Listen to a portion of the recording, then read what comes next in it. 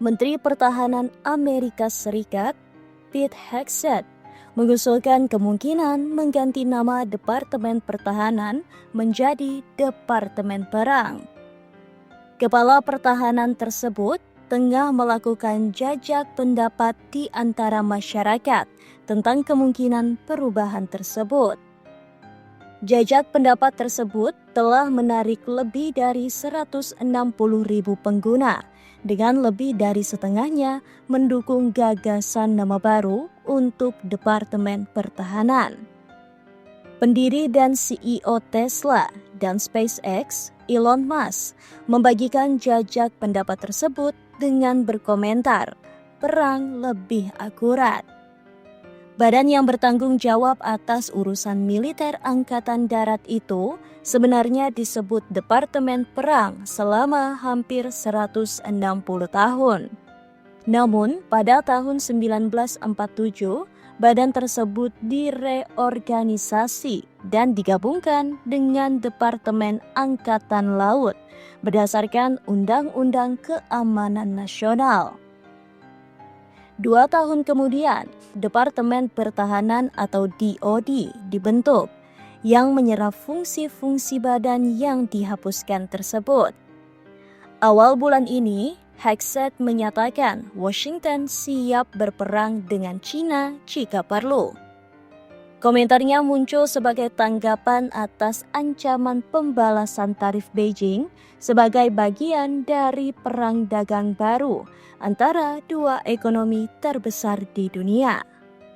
Pekan ini, New York Times mengutip pejabat Amerika Serikat yang tidak disebutkan namanya, mengklaim Musk, Kepala Departemen Efisiensi Pemerintah atau DOJ, akan diberi pengarahan tentang cetak biru militer untuk setiap perang yang mungkin terjadi dengan China.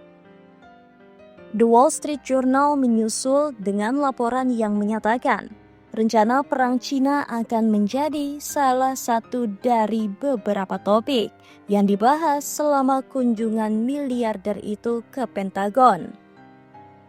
Media berita itu menuduh pertemuan itu dapat memberi Musk sebagai kepala Tesla yang bergantung pada China untuk produksi mobil dan SpaceX akses ke rahasia militer sensitif yang tidak tersedia bagi pesaing bisnis.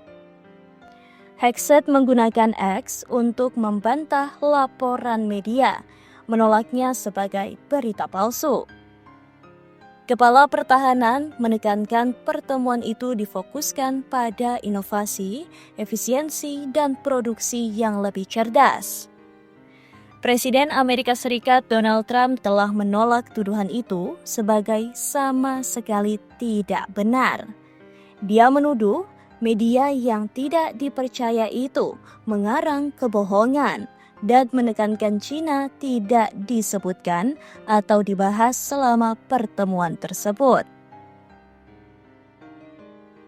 Menurut laporan Congressional Research Service, antara tahun 1798 dan 2023, Amerika Serikat terlibat dalam ratusan kejadian di mana pasukan militer dikerahkan ke luar negeri untuk konflik bersenjata atau potensi konflik guna melindungi warga negaranya atau mempromosikan kepentingannya.